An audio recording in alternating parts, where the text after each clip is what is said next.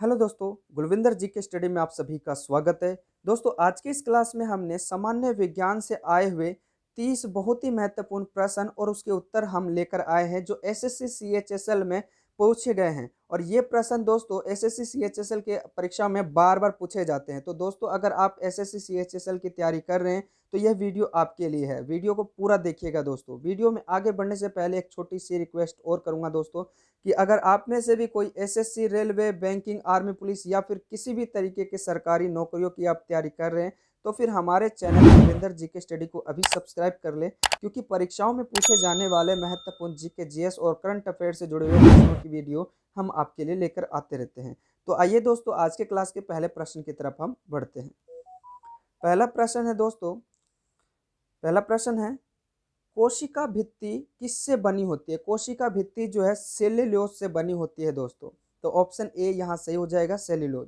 दोस्तों, मैं आपको बता दूं कि जितने भी प्रश्न यहाँ पर मैं आपके लिए लेकर आया हूँ, ये सारे प्रश्न जो एसएससी सीएचएसएल में पूछे गए हैं और ये प्रश्न ऐसे हैं जो हर बार पूछे जाने की इनकी संभावना बनी रहती है। तो वीडियो को पूरा देखिएगा दोस्तों, और वीडियो को ज़्यादा से ज़्यादा लोगों तक, ज़्यादा से ज़्यादा दोस्तों तक शेयर कीजिएगा।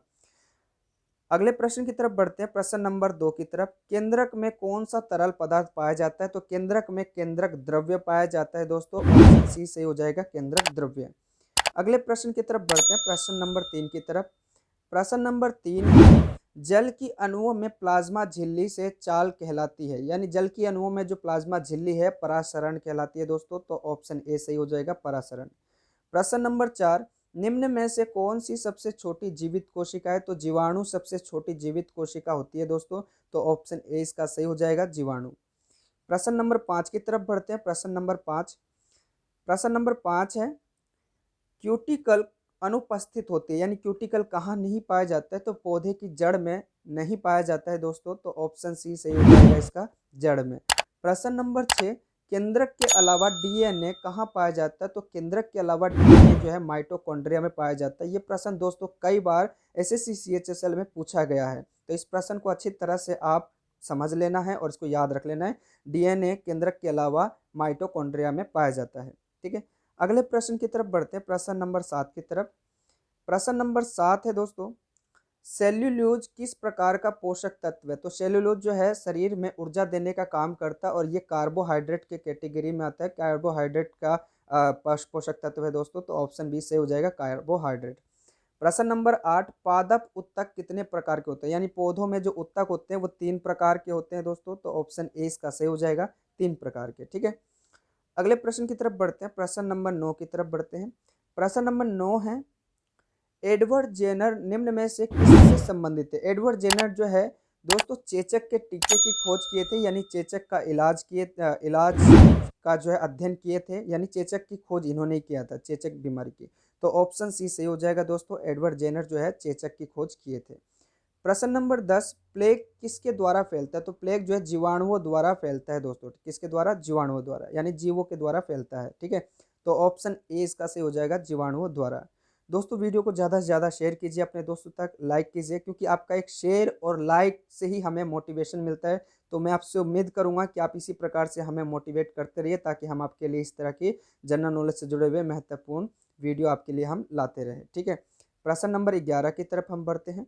प्रश्न नंबर 11 है कवक द्वारा कौन सा रोग फैलता है? तो कवक द्वारा जो है रिंगवॉर्म फैलता है दोस्तों, ठीक है। शरीर में जो है गोल आकार के जो है दाग हो जाते हैं, जिसे हम रिंगवॉर्म कहते हैं। तो ऑप्शन बी यहाँ पर सही हो जाएगा, रिंगवॉर्म। कवक के द्वारा रिंगवॉर्म फैलता है, ठीक है। अगले प्रश्न की तरफ बढ़ते हैं, प्रश्न नंबर 12 की तरफ।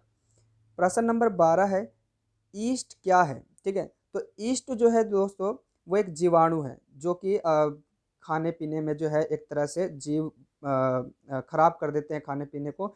तो ये ईस्ट जो है जीवाणु होते हैं, छोटे छोटे बैक्टीरिया होते हैं। तो ऑप्शन ए इसका सही हो जाएगा, जीवाणु।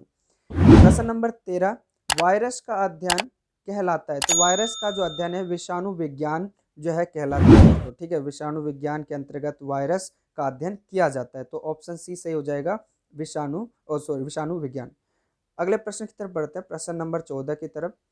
प्रश्न नंबर 14 है सूक्ष्म जीव विज्ञान के जनक डेक्स हैं, यानी कि सूक्ष्म जीव विज्ञान के जनक जो है ल्यू वेन हुक जो है माने जाते हैं, ठीक है। तो ऑप्शन बी यहाँ सही हो जाएगा, ल्यू वेन हुक ने जो है सूक्ष्म जीव का जो है अध्ययन किया था दोस्तों। ठीक है, प्रश्न नंबर 15, कवक को मारने के लिए कौन सा रसायन का प्रयोग किया जाता है? तो कॉपर सल्फेट का इस्तेमाल किया जाता है कवक को खत्म करने के लिए दोस्तों।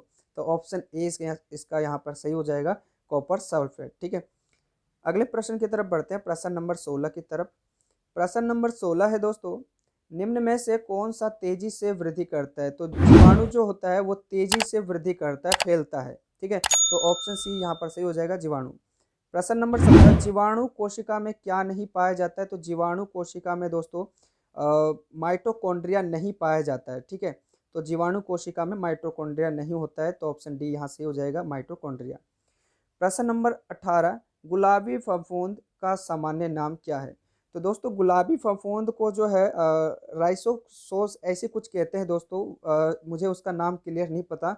मैं आप लोगों के ऊपर इसका आंसर जो है छोड़ता हूं दोस्तों। अगर आप लोगों को पता है कि गुलाबी फफूंद का सामान्य नाम क्या है, तो आप अपना जवाब हमारे कमेंट बॉक्स में ज़रूर दीजिएगा दोस्तों, हम आपके कमेंट का इंतजार करेंगे।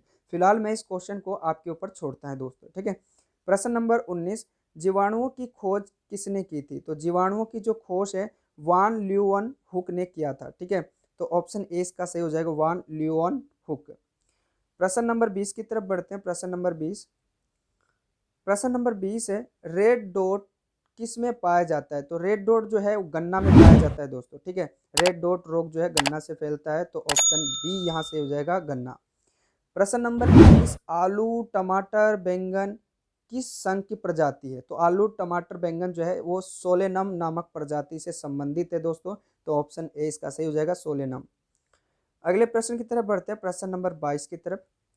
प्रश्न नंबर 22 है, पुष्प में स्त्री का जननांग क्या होता है? यानी कि पौधों में जो पौधों में दो तरह के युग्मक होते हैं दोस्तों, स्त्री केसर और पुंकेसर। तो पुष्प में स्त्री का जननांग क्या कहलाता है? तो स्त्री केसर हो जाएगा दोस्तों, यानी ऑप्शन सी सही हो जाएगा, स्त्री केसर। वहीं दोस्तों प्रश्न नंबर 23 की तरफ देखिए, निम्न में से कौन सा पुष्प में नर जननांग होता है? तो नर जननांग को जो है पुंकेसर कहा जाता है, ऑप्शन सी यहाँ से हो जाएगा, पुंकेसर। अगले प्रश्न की तरफ बढ़ते हैं, प्रश्न नंबर 24 की तरफ। प्रश्न नंबर 24 है, संसार का सबसे ऊंचा पौधा कौन सा है? तो संसार का सबसे ऊंचा पौधा है जो है दोस्तों यूकेलिप्टास है, ऑप्शन ए यहाँ से हो जाएगा, यूकेलिप्टास। यूकेलिप्टास जो है संसार का सबसे ऊंचा पौधा में से एक है। अगले प्रश्न की तरफ बढ़ते हैं, प्रश्न नंबर 25 की तरफ। 25वां प्रश्न है, संयुक्त पत्तियों वाला जो है पौधा कौन सा है? तो संयुक्त पत्तियों वाला जो पौधा है वो नारियल है दोस्तों, तो इसमें जो है संयुक्त पत्तियां पाया जाता है। ठीक है, प्रश्न नंबर 26, धनिया का उपयोगी भाग कौन सा है? ठीक है, धनिया का जो उपयोगी भाग है वो दोस्तों पत्तियां और शुष्क फल होता है। ठीक है, जो उसका उपयोगी भाग है पत्तियां और उसका शुष्क फल हम इस्तेमाल करते हैं, तो ऑप्शन सी यहाँ से हो जाएगा, शुष्क फल। अगले प्रश्न की तरफ बढ़ते हैं, प्रश्न नंबर 27 की तरफ। प्रश्न नंबर 27 है, पौधे के किस भाग से हल्दी प्राप्त होती है? तो पौधे के जो तना वाला हिस्सा है उस भाग से जो है हमें हल्दी प्राप्त होता है, तो ऑप्शन बी से हो जाएगा, तना। प्रश्न नंबर 28, किस पौधे में रेशेदार जड़ पाई जाती है? तो दोस्तों गेहूं पौधे में जो है रेशेदार जड़ पाया जाता है, तो ऑप्शन ए यहाँ से हो जाएगा, गेहूं पौधा। 29वां प्रश्न है, 29 प्रश्न, कौन सा पौधा अपने जीवन काल में केवल एक बार फूल देता है? तो दोस्तों मोनोकार्पिक जो है नाम का पौधा जो होता है वो जीवन में एक बार जो है फूल देता है, ऑप्शन बी यहाँ से हो जाएगा, मोनोकार्पिक। आज के क्लास का आखिरी प्रश्न है दोस्तों सामान्य विज्ञान से, किस पौधे से कोकोआ और चॉकलेट प्राप्त होता है? तो छोटा पेड़ जो है, ये छोटा पेड़ होता है, इससे जो है कोकोआ और चॉकलेट जो है दोस्तों प्राप्त होता है। तो दोस्तों ये सामान्य विज्ञान से जुड़े हुए जो है 30 बहुत ही महत्वपूर्ण प्रश्न थे, जो एसएससी सीएचएसएल जैसे परीक्षाओं में बार बार पूछे जाते हैं। ठीक है, आपको वीडियो कैसा लगा हमें कमेंट करके ज़रूर बताएं दोस्तों। और दोस्तों अगर आप हमारे चैनल पर नए हैं तो प्लीज़ हमारे चैनल को सब्सक्राइब कर लें और बेल आइकन को ऑन कर लें, ताकि आने वाली सही वीडियो की नोटिफिकेशन और वीडियो आप तक पहुंच सके। तो दोस्तों मिलते हैं एक नई वीडियो के साथ, तब तक के लिए जय हिंद।